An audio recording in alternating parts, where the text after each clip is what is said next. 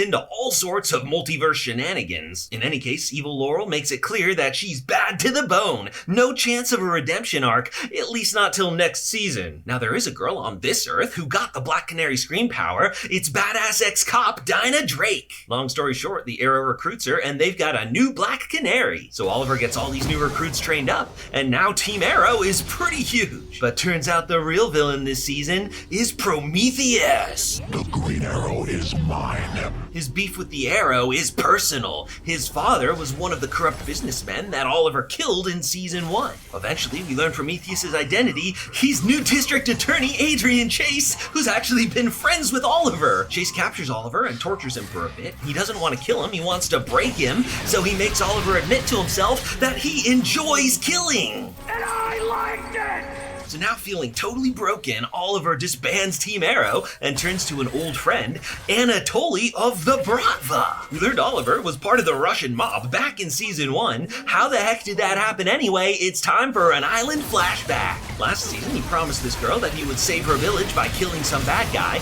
so this season's island flashback takes place in Russia. Oliver meets up with his Russian best friend Anatoly, who he met on the prison ship back on season 2. Long story short, Anatoly vouches for him and Oliver joins the Bratva. The guy he needs to kill is Konstantin Kovar, played by Dolph Lundgren, but turns out this one Bratva captain is working for Kovar, so Oliver finds himself in the middle of a Bratva civil war. But now Oliver is fully Jason-born John Wick badass, takes out all the guys, sometimes while wearing the hood. Kovar almost gasses the Russian government and takes over, but Oliver puts a stop to that and kills him. So now Oliver is finally ready to go home.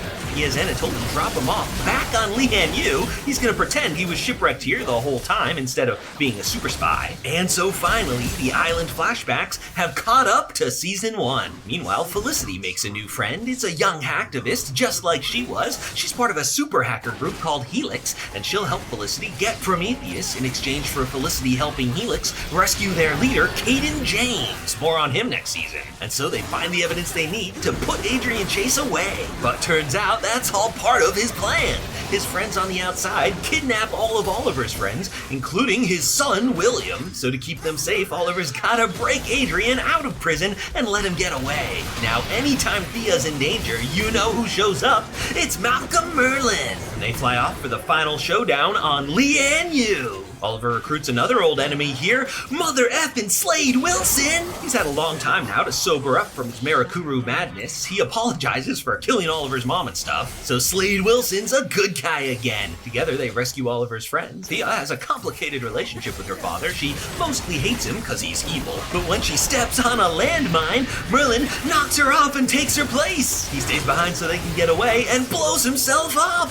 No, Merlin! Thea, don't cry. I don't believe for 1 second that he's gonna stay dead. If nothing else, he can always cameo on Legends of Tomorrow. Now, Prometheus is crazy. His whole thing is that he wants Oliver to kill him to prove that he's a killer. But he's rigged explosives to go off when he dies, covering the entire island. So Oliver has to choose between all of his friends and family or the son that he barely knows. A difficult dilemma to be sure, but Oliver cheats by shooting Prometheus in the foot. Smart move, that would have worked. But Prometheus shoots himself and boom! All of Lian Yu explodes, killing everyone on the show.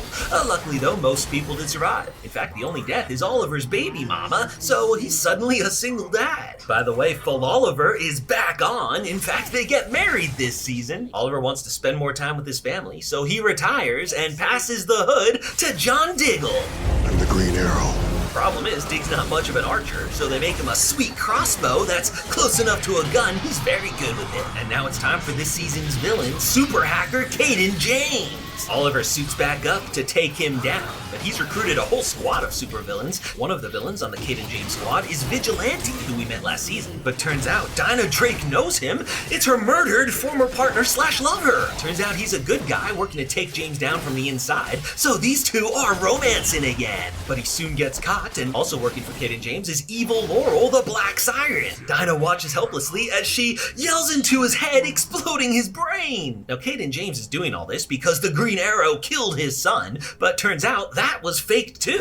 Caden James realizes one of his own squad has been manipulating him, so who's the evil mastermind behind this whole thing? It's Ricardo Diaz, the Dragon. He's a soft-spoken kind of guy, so no one suspected him, but he's got big plans. Why destroy a city when you could kills Kate and James, which is too bad because Star City's in desperate need of the $70 million he ransomed. They find his account, but it's already been withdrawn by evil Laurel. She almost got away on bomb night, but Dinah came for vengeance, and they had a Black Canary battle. Dinah ends up shooting her, but her fake father, Quentin Lance, was there, and half rescues, half kidnaps her. Evil Laurel has consistently shown that she's bad to the bone. It became Quentin's personal quest to force a redemption arc on her. He makes a deal with Oliver where she'll give back the money if he helps her escape the country. But before they can, new Team Arrow shows up, and Dinah wants her revenge. So it's a Team Arrow civil war. They have an epic fight, but Oliver lays the smackdown. Evil Laurel escapes, but she comes right back, pretending to be real Laurel, which is awkward. Turns out someone stole the money from her stash. It was Ricardo Diaz. Green Arrow tracks him down, but can't arrest him.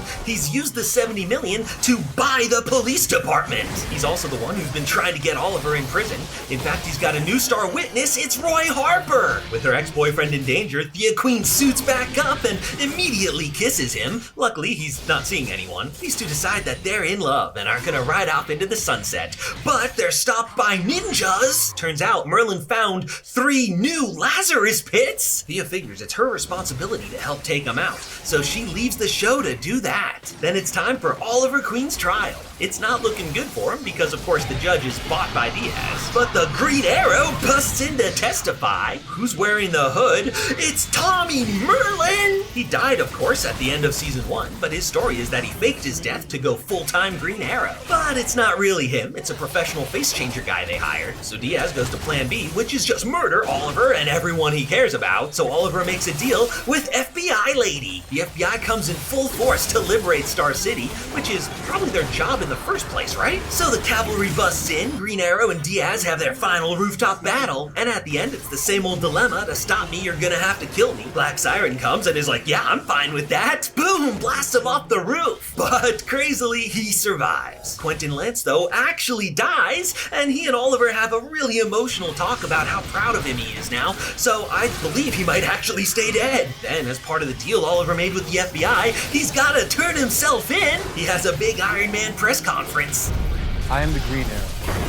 In season 7, Oliver Queen is in prison. This is not a bad thing. He actually has a lot more time to work out now. On the outside, Felicity Smoke has pink hair now. She and William are in Argus protective custody because they're hiding from Ricardo Diaz, who finds them no problem. She helps Argus track him down, but Diaz is now working with the super assassins, the Longbow Hunters. He hires some guys in prison to try to kill Oliver in a naked shower fight. Oliver talks to Brick, the villain from season 3, in order to find out that Diaz's contact is the Demon, down on level 2. So Oliver has to stab some guards to get himself sent down there, and level 2's really awful. It's run by a crazy psychiatrist who's like doing experiments on the prisoners. Finally, Oliver meets the Demon. It's Talia Al Ghul. She and Oliver were friends in the Russia flashback, but enemies when she was helping Prometheus. They agree to be friends again for now to help each other escape. Oliver steals the data, gives it to Talia because he's got to stay in prison if he doesn't want to be a fugitive. So she gets out, exposes the illegal experiments, and Oliver's back to his regular maximum security prison cell. On the outside, Diaz stole some super bomb and the team's got to shut it down.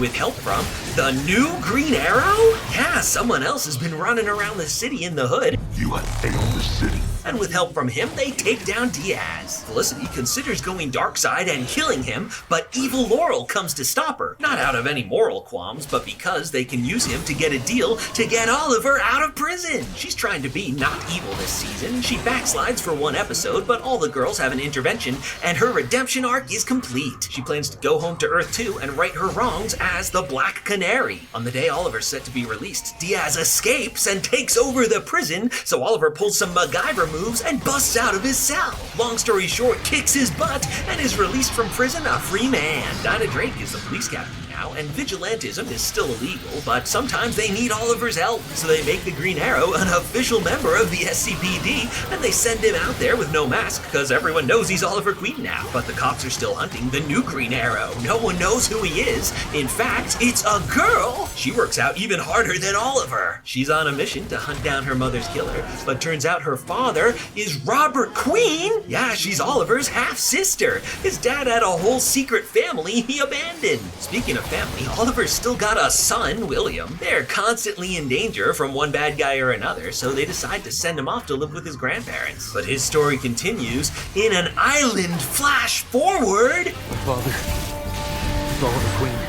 After years of no contact, Felicity sends him to Lian Yu, where he finds Roy Harper. We never learn why Roy was here. They go back to Star City, which is now a dystopian wasteland, except for the Glades, traditionally the bad neighborhood, now a really nice place, under the leadership of Mayor Wild Dog Rene Ramirez. They meet up with Dinah Drake, now leader of the vigilante resistance group, the Canaries, one of whom is a grown-up Zoe, Renee's daughter. They also meet badass cage fighter Black Star, who is Felicity's daughter and has an epic theme song. My name is Mia Smoke. Anyway, the kids break into an evil corporation and rescue Felicity, and they have to stop a plot to blow up Star City. Long story short, the kids have an epic adventure, bringing down the walls to the Glades and saving the city. Back in the present, Arcus is hunting a supervillain financier named Dante. Turns out he's the leader of the Ninth Circle, another ancient secret villain organization. But turns out he's working with Emiko Queen. Oliver soon finds out his half-sister's evil, so they have a sibling fight. He drops a knowledge bomb on her. Turns out Dante killed her mother. So she kills him, but she doesn't turn good. Turns out she was the actual leader of the Ninth Circle. So Emiko stole some super bioweapon and is gonna use drones to spray it on the city. Oliver has a final showdown with his half-sister, but instead of fighting, he convinces her to be a good guy. Emiko pulls a Darth Vader and dies having been redeemed. Then Oliver blows up the old Queen Consolidated building and the city is saved. Then Oliver retires for good. He and Felicity move to the country because Felicity's preggers. Oliver lives happily ever after in montage form until one night there's a random sci-fi dude in their kitchen. Yeah, the big crossover event this season was Elseworlds, where they deal with a lot of multiverse stuff. Long story short, Oliver made a promise that he would save the multiverse in the Crisis on Infinite Earths. Bad news though, it's set in stone that to save the multiverse, Oliver has to die. That's a bummer. So Oliver and Felicity say farewell as he leaves to save the multiverse. Then in the future, flash forward, Felicity says goodbye to the kids as she leaves with the Monitor too. And that's how Arrow Season 7 comes to an end.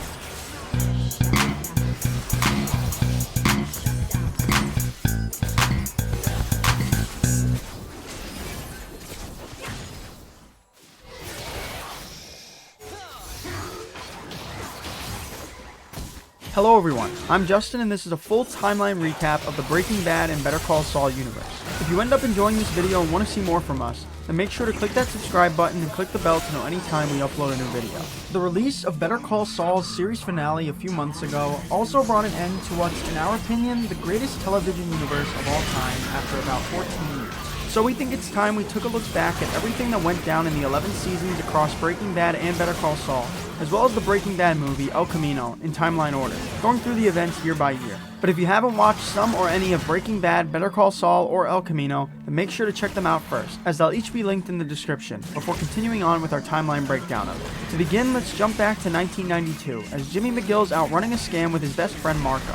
Growing up in Cicero, Jimmy had gained a reputation for expertly conning people out of their money, even being given the nickname Slippin' Jimmy. But he eventually got himself into some trouble after defecating through someone's sunroof, and is now facing charges of property damage and assault, as well as potentially being labeled a sex offender. So he calls his brother Charles McGill, the co-founder and partner of respected law firm Hamlin McGill, for help. He and his brother have never really seen eye to eye, with Chuck very disappointed in his brother's life choices. But still, Chuck agrees to help get him off, but only if Jimmy promises to completely straighten out his life. And so he does, and says goodbye to Marco and Cicero to move to Albuquerque, New Mexico, where Chuck manages to get him a job in the mailroom at HHM. There, Jimmy meets and builds an intimate relationship with one of their interns, Kim Wexler, as he really starts putting his life together, even being welcomed to dinner by Chuck and his wife, Rebecca. And by 1997, Jimmy, motivated by Kim and Chuck's passion for the law, ends up becoming a lawyer himself, taking an online course at the University of American Samoa to pass the bar in hopes of actually working alongside his brother. But his hopes are dashed when Chuck's partner, Howard Hamlin,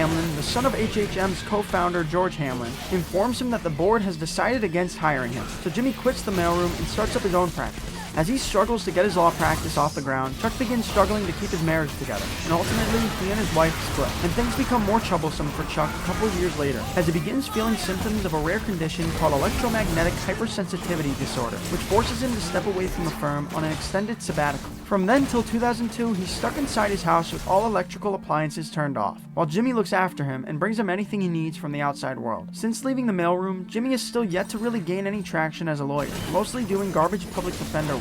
But it looks like he might finally get his big break when he lands a meeting with Craig Kettleman, the county treasurer, being accused of embezzling $1.5 million, and his wife Betty. Unfortunately though, they decide against signing with him and instead sign with HHM, considering them a real firm. Following his failed meeting with the Kettlemans, a couple of skateboarders attempt to scam him out of some money by making it appear he hit them with his car, but Jimmy knows a scam when he sees one and doesn't fall for it. But their attempted con does give him an idea that could use their combined powers for good. He proposes the skateboarders run their scam on Mrs. Kettleman so he can swoop in and be the hero, and they can make some money out of it. So they agree, but the day of the con, the driver just hits and runs. So they follow after her and realize they hit the wrong car, with it actually being the car of an old Mexican lady who turns out to be the grandmother of Tuco Salamanca, a high-ranking member of the cartel. And after the skateboarders call his Abulita a biznatch, he knocks them out and brings them and Jimmy out to the middle of the desert. Jimmy tries explaining how this is all a big misunderstanding, but it looks like Tuco's gonna kill them anyway. Luckily, Tuco's partner, Ignacio Varga, aka Nacho, allows Jimmy to be let go, believing his story about the Kettlemans. But the skateboarders are only let go after Jimmy successfully manages to talk Tuco down from killing them to just breaking their legs.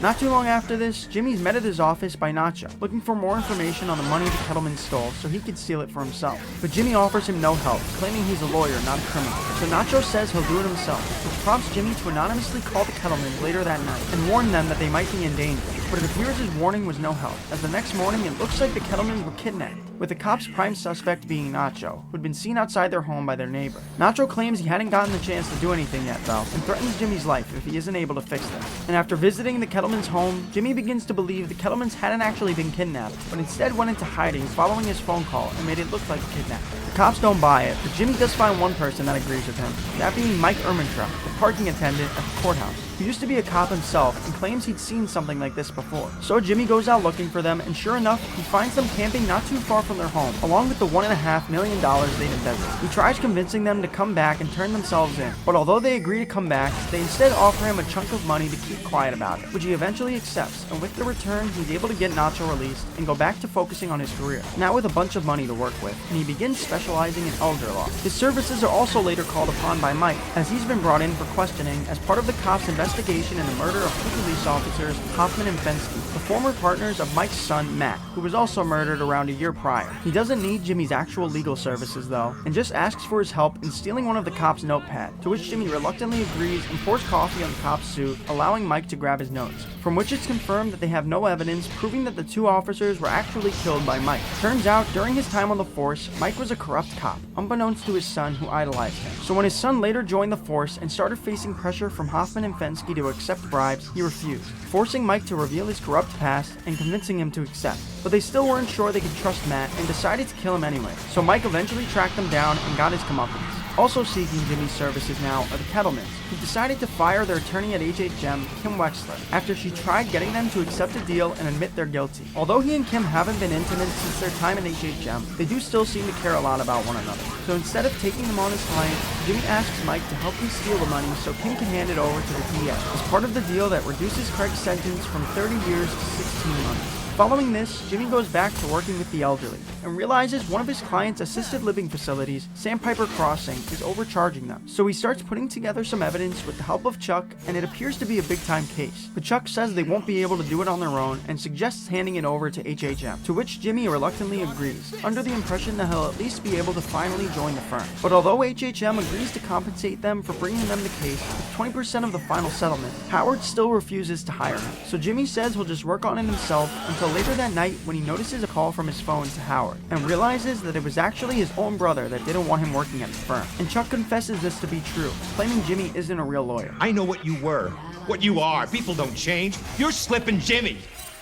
And Slippin' Jimmy I can handle just fine, but Slippin' Jimmy with a law degree is like a chimp with a machine gun. So Jimmy agrees to hand the case over to HHM, and tells Chuck he's now on his own. He then returns back home to Cicero, where he reunites with his best friend Marco, and the two spend the night running scams just as they did in their past. But when they head out the next night, Marco suffers a heart attack and passes away, resulting in a heartbroken Jimmy returning back to Albuquerque, where Kim's managed to get him a job at the firm partnered with HHM on the Sandpiper case, Davis and Maine. But just as he gets to the meeting, he decides the law isn't for him anymore and declines their offer. He's later tracked down by Kim, who hopes to change his mind, but he claims he's done playing by the rules and proves how fun life as a con man is by having her join him in scamming a stockbroker into buying them $50 shots of tequila. Although skeptical at first, Kim actually appears to have a lot of fun, and their excitement leads to them hooking up and rekindling their relationship. But still, Jimmy does eventually decide to go back to being a lawyer and accepts the job at Davis and Maine. Meanwhile, Mike, as a means of providing for his son's wife Stacy and her daughter Kaylee, has begun working a job as a bodyguard for nerdy pharmacist Daniel Wormald, who's been exchanging pills for cash with Nacho Varga. But as Daniel starts bringing in some money, he decides to spend it on a bright yellow Hummer, and upon seeing the car, Mike quits the job, believing it'll draw unwanted attention. So Daniel goes to the deal alone, which of course turns out to be a bad idea, when Nacho, appearing to just be admiring his new car, looks in the glove box and finds a document with Daniel's home address on it, which he later robs of all his pills as well as his baseball card collection. And the latter prompts Daniel to stupidly call the police, who end up finding the hole in the wall where he'd been keeping the pills and bring him in for questioning. So Mike meets with Nacho and threatens to inform his partner Tuco of his side business if he doesn't give back the cards. So he does. And Mike then calls in Jimmy to help lower the cops' suspicion of Daniel, which he does by convincing them the hole contains sexual pie-related home video. Outside of this, Jimmy's been handling client outreach on the Sandpiper case. He comes up with the idea to create a commercial to attract clients. His boss, Cliff Maine, says he's open to it, but Jimmy takes this as an okay and just puts out his commercial, created with the help of some college interns, and it proves to be a success. But releasing an ad without the consent of the board infuriates them, and although they decide against firing him, they do remove his ad. Kim also catches some backlash from this, since she was the one that convinced Howard to vouch for Jimmy. So in an attempt to regain their trust, Kim reaches out to a bunch of old contacts, with one eventually coming through, as her old friend Paige now works for a big local bank looking to expand named Mesa Verde. But this acquisition still doesn't do anything to help her standing, so she begins entertaining offers elsewhere. Jimmy, meanwhile, decides that working at a firm like Davis and Maine just isn't for him, so he goes out of his way to get himself fired, since he wouldn't be able to keep his bonus if he quit. And once fired, he proposes to Kim of starting their own firm together. Kim doesn't want to partner with him if he's not going to play by the rules though, so she instead offers to work as solo practitioners, but in the same office, and he agrees. So Kim hands in her resignation at HHM, while still managing to keep Mesa Verde on as her client. But when Chuck gets word of Kim leaving and working alongside Jimmy, he meets with Kevin Wachtel, the CEO of Mesa Verde, and Paige himself, and convinces them to stay with HHM instead. The meeting takes a lot out of Chuck though. Jimmy looks after him for the first time in a while. But while Chuck's unconscious, he sifts through his study and finds the Mesa Verde files, which he then takes to a copy shop to alter the documents, changing the address of their new branch from 1261 Rosella Drive, Scottsdale, Arizona to 1216. Chuck proposing the wrong address ultimately causes their hearing to be postponed for 6 weeks, and for HHM to lose Mesa Verde back to Kim. And this slip-up seemingly drives Chuck over the deep end, as he begins putting space blankets all over the ceilings and walls of his home, claiming the electricity is wearing down his mind. So Jimmy, worried about his brother's mental state, confesses to altering the document. But it turns out Chuck had been recording him the whole time, and that this was all a ploy to get Jimmy's confession, who he suspected was behind it from the start. Jimmy's unaware of the recording though, but eventually finds out about it through his old friend from the mailroom, Ernesto, who'd been acting as Chuck's assistant since Jimmy cut ties with him, and heard the recording while putting batteries in the tape recorder. So an angered and manipulated Jimmy rushes over to Chuck's house, kicks open the door, and berates him as he pries open the drawer containing the recording before destroying it. But once again, this turns out to have been part of Chuck's plan, and he reveals Howard and another of his associates are there as witnesses to Jimmy breaking and entering, as well as destroying potential criminal evidence. So the two meet later, represented by Howard and Kim respectively, for a mediation session, and come to an agreement of only a year's probation if Jimmy admits to everything. But since sabotaging legal documents would result in Jimmy being permanently disbarred, which is all Chuck really wants, he and Kim have to put together a plan of their own. Throughout all this going on with Jimmy, Mike had gotten himself a new job, having been approached by Nacho to kill Tuco for 50 grand, as his addiction to crystal meth has made him even more erratic and unpredictable than usual. But instead of killing him, Mike took the smarter route, and got him locked up by janking his car and taking a beating from him just as the cops arrived. And with Tuco also being caught carrying an unlicensed firearm, it looks like he's going to be locked up for a long time. But not too long after this, Mike's met by Tuco's uncle, Hector Salamanca, another high-ranking member of the cartel, who attempts to persuade him into telling the cops the firearm was his so Tuco's sentence can be shortened. Mike refuses at first, but after Hector's twin nephews, Leonel and Marco, show up threatening his granddaughter's life, he agrees. He doesn't actually plan on ending things there though, and sets out to kill Hector, but before he can, he's stopped by an anonymous note telling him don't. Eventually, the man who left the note meets with Mike, and is revealed to be Gustavo Fring, the founder of fast food restaurant chain Los Pollos Hermanos. He's also an undercover meth kingpin, working alongside the Salamancas and the cartel. But although he and Hector work under the same boss, Don Eladio, they've never seen eye to eye. When Gus first got into the meth business, he and his partner Max Arciniega met with Hector, Don Eladio, and Juan Bolsa, and during said meeting, Eladio had Hector shoot Max in the head, since he felt the two had disrespected him by secretly dealing